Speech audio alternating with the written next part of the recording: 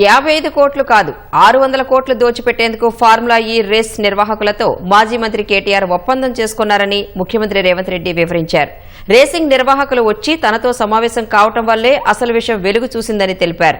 మంత్రివర్గం ఆర్బీఐ అనుమతి లేకుండానే పౌండ్స్ రూపంలో చెల్లించారన్న రేవంత్ రెడ్డి అక్రమాల బాగోతాన్ని నిగ్గు తేల్చేందుకు విచారణకు ఆదేశించినట్లు చెప్పారు. 4 సార్లు అసెంబ్లీ సమావేశాలు జరిగితే ఫార్ములా ఈ రేసింగ్ పై చర్చించాలని బీఆర్ఎస్ ఎందుకు పట్టుపట్టలేదన్న ఆయన ఈ కార్ రేసింగ్ పై ఏసీబీ విచారణ కొనసాగడం, హైకోర్టులో విచారణ జరుగుతున్నందునే తాను ఎక్కువగా మాట్లాడటం లేదని అన్నారు. 600 కోట్ల పెండింగ్ బకాయిలు చెల్లించాలంటూ ఫార్ములా రేసింగ్ నిర్వాహకులు వచ్చి తనను కలవడం వల్లే అసలు విషయం వెలుగులోకొచ్చిందని ముఖ్యమంత్రి రేవంత్ రెడ్డి వెల్లడించారు. రేసింగ్ నిర్వాహకులు వచ్చి తనను కలుస్తామని చెప్పడం వల్లే అనుమతి ఇచ్చానని, వారితో ఫోటో దిగినట్లు వివరించారు.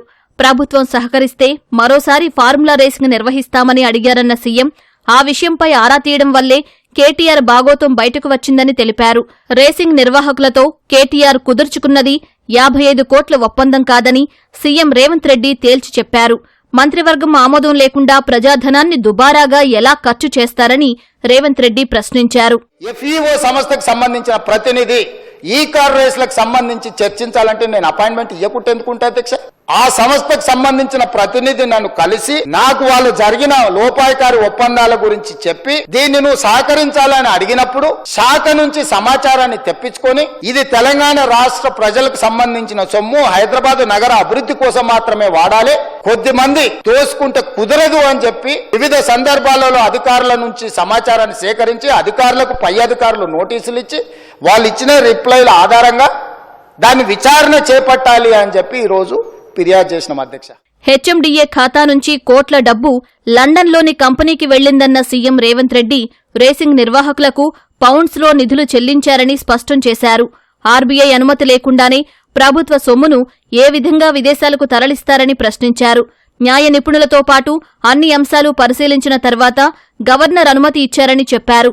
అక్రమాల బాగోతం తేల్చేందుకే విచారణకు ఆదేశించినట్లు ముఖ్యమంత్రి వివరించారు. 55 కోట్లు అంటుండు అధ్యక్ష, వీళ్ళు చేసుకున్నది 600 కోట్లు ఇయనికే. 55 కోట్లు ఇయంగానే నేను పట్టుకున్నా అధ్యక్ష. 55 కోట్లు ఇయంగానే నేను పట్టుకున్నా కాబట్టి 500 కోట్లు మిగిలిపోయినాయి అధ్యక్ష. లేకపోతే నేను జర్ర ఊహానిగా అయిపోతుందని నేను జర్రవు అంటే 600 పోతుండే అధ్యక్ష. 55 కోట్లు చిన్న అమౌంట్ అధ్యక్ష ప్రజలది. ప్రభుత్వ సొమ్ముకు జవాబుదారీతనంగా ఉండాల్సిన ప్రజాప్రతినిధులు 55 కోట్లు పోతే ఏమైంది? ఇవాళ ఈ రేసులు అంటాడు, ఫార్ములా రేసులు అంటాడు, ఎల్లుండి రేసు గుర్రాలతో కూడా ప్రతిష్ట వస్తుందంట, ఆ తర్వాత జువ్వా కూడా ఇది అంటాడు, ఆ తర్వాత గుట్కా కూడా అంటాడు, ఆ తర్వాత డ్రగ్స్ కూడా అంటాడు. ఇవన్నీ కూడా ఏదో రకంగా పాపులారిటీ తెచ్చేటివే కదా అధ్యక్ష.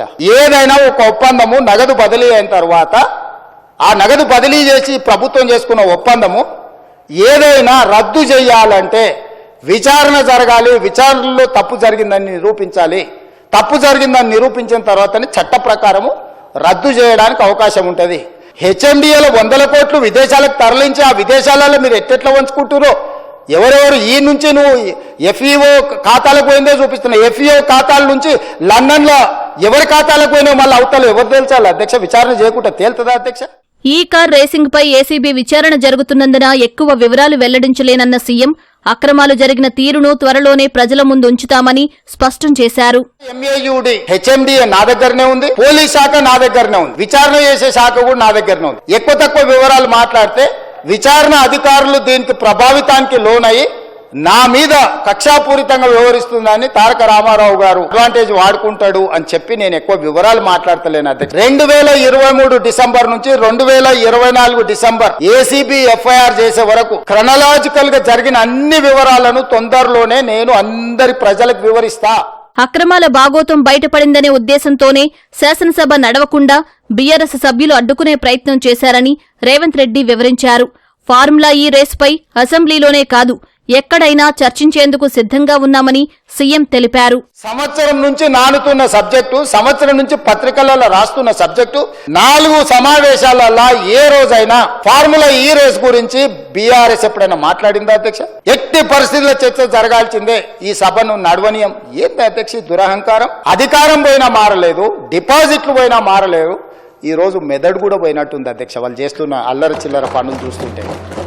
అధ్యక్ష, మనం బాధ్యత కలిగిన ప్రజాప్రతినిధులం. ఫార్ములా ఈ రేస్కు సంబంధించి మీరెప్పుడు పిలిస్తప్పుడు ఇక్కడైనా ఎక్కడైనా ఒకవేళ వాళ్ళకి శాసనసభలో చర్చించడానికి వాళ్ళకు ఒకవేళ ఏమైనా ఇబ్బందులు ఉంటే వాళ్ళ పార్టీ ఆఫీస్కి అయినా కూడా వస్తాం అధ్యక్ష, మాకేం అభ్యంతరం లేదు.